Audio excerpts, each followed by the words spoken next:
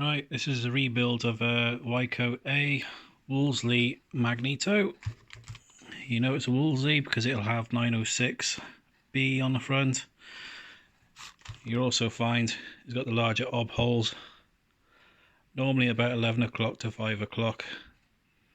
Okay, so this one is in the middle of a rebuild. So the first thing I'm going to look at is the emergency stop switch.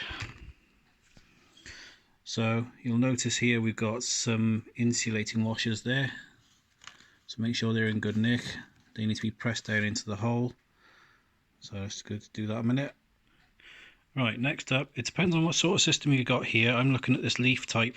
So what we've got here is we've got a washer with a spigot on the end.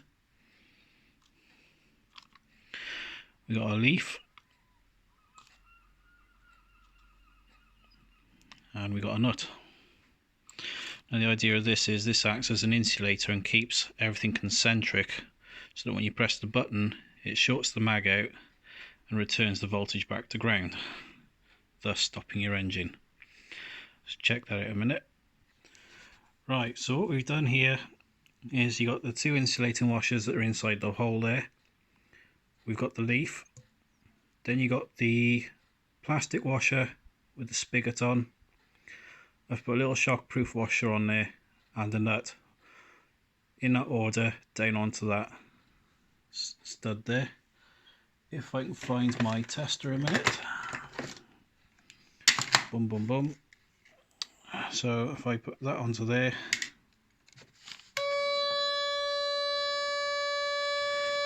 there's no contact between there and there. If I put it on the body,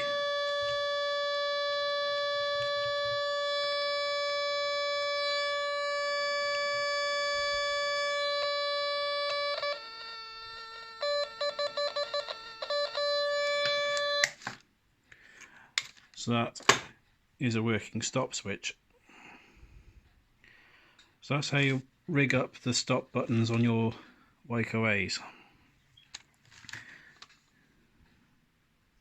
It's not in bad nick in there actually, I've just polished that up and taken the back end out. Right, next video will be about rebuilding the back end. Something goes in this cavernous hole here. Okay, see you on the next one.